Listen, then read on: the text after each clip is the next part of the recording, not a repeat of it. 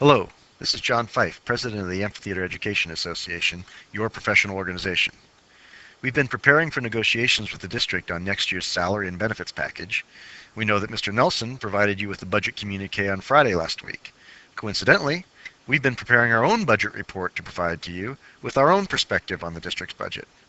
We think you'll find this both informative and interesting, and we hope it will generate some discussion about what our priorities ought to be. First, let's talk about some good news. We all know that the state legislature has severely cut funding for education over the last several years. Mr. Nelson is absolutely correct in his communique when he notes that our district has lost more than $47 million in funding since 2007. Some of what the state has done has actually violated our state laws and constitution. Your association is now 5 for 6 in suing the state to force them to restore some of that funding, including these cases. Much of the funding for Arizona Public Schools comes from the State Land Trust. The legislature tried to charge the cost of administering those lands to the trust itself, reducing the amount of money available for schools.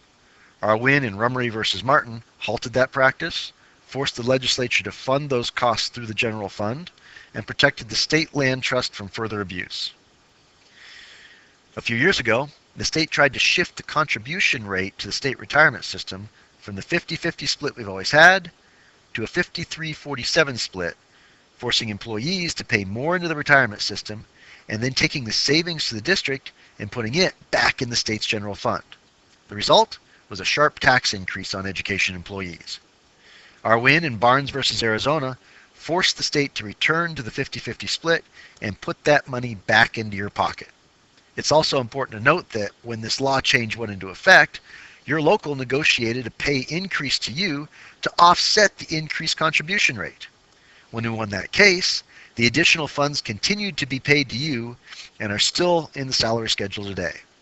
Coincidentally, your gain on this alone just about covers your annual association dues. You may remember that a change in state law forced us to end the practice of paying association dues through payroll deduction. Our win in AEA versus Horn means that we will be able to offer payroll deduction as an option for paying your dues again as early as next year. Perhaps our biggest win so far has been Cave Creek versus Arizona. As Mr. Nelson noted in his communique, the state has refused to fund the inflation factor in its base level funding for schools for years now, saying that only funding the portion for transportation fulfilled their obligation. In a lawsuit that went all the way to the state Supreme Court, we forced the state to fund the full amount this year. We are now going back to try to force the state to fund the amount lost in prior years. These wins have put money back into strapped district budgets. You are to be congratulated for all of this, as it was your dues dollars that helped provide the resources needed to take these cases on. Now is where things get both confusing and interesting. School budgets are broken up into many different funds, each with a specific purpose. Your salaries and benefits are paid out of what is called maintenance and operation, or M&O. Other funds are set up for other purposes. For instance, unrestricted capital can only be used for what are considered permanent fixtures, such as land, buildings, or air conditioning units. Soft capital can only be spent on things like textbooks or technology. When the state started to slash education budgets, they also loosened up the restrictions on many of those funds so that school districts had more flexibility in how they spent their money. The plus side to this is it made it easier for districts to make ends meet during those hard times. The downside is that it made tracking those funds more difficult. We've discovered that it's helpful to take a step back and look at the long-term trend in these funds to really get a picture of what the district is doing with its money and the decisions they are making. Let's start with looking at an account called unrestricted capital. This account came to our attention last year when we saw what appeared to be a rather large cash balance. So we went back to look at the history of this account. You can see that since 2004, the district has chosen to put more and more money here.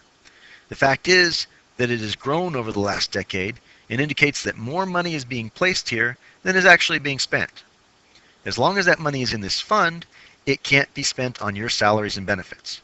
However, per state law, any unspent funds at the end of the year can be moved into M&O so that it can be used for your salaries in the next year. The next account we wanted to look at was the Medicaid Reimbursement Fund.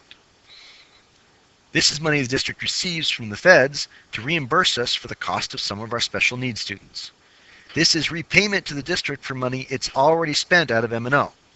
As you can see, the fund grew steadily until 2011 and then dropped. In fact, most of that $2 million that year went into our salaries and benefits package the next year. Since then, it has built back up to almost $1 million. Unspent money in this fund can be moved into M&O for next year so that it can be used on your salaries. Soft capital is the next fund we're looking at. This is money that can only be used for things like textbooks, furniture, and technology. Again, you can see that over the last decade, this fund has steadily increased, an indication that more money is being placed here than is actually being spent. Again, unspent monies this year can be moved into M&O to be used for your salary and benefits next year. The next fund of interest is the school plant. This fund is money the district takes in as rental when organizations rent our facilities for 1 year or less. The money is supposed to offset the costs incurred by the wear and tear those groups cause by using our facilities. Again, as you can see, this fund has steadily increased over the last decade. Unused money in this account can go into M&O and be used for your salaries next year. Civic Center is also money the district charges organizations to offset the cost of using our buildings for events. Again, this fund has also increased over the decade, and again, unused money at the end of this year can go to M&O and be used for your salaries next year. Okay. While only a small fund, the Community Schools Fund has also steadily grown over the last decade. Again, unused money in this account can go to M&O and be used for your salaries and benefits. The last fund we're going to look at is called indirect costs. Unlike the other funds we looked at, this one has very strict limits on how it can be spent. As you can see, there's very little money in this account since the district doesn't have the option of moving it around without the approval of ADE. These accounts represent a total of over $20 million sitting in cash, earning interest, at least some of which could be used next year for salaries and benefits. There are some other interesting trends and comparisons to note. The district has routinely put 100% of what used to be called the Capital Outlay Control Limit, or CORL, into the Unrestricted Capital Fund. This year, they opted to split that 50-50 with maintenance and operation. This may be because we pointed out the size of this account last year. Most of the cash accounts have not only grown over the last decade, but their current balances are well above their 10-year average. Our district has 32% of what is called the base revenue control limit on hand in cash, sitting accounts, earning interest. The state average for districts is 17%. So what does all this tell us? There seems to be money that can be used for you if the district moves some of that money from its current location into maintenance and operation.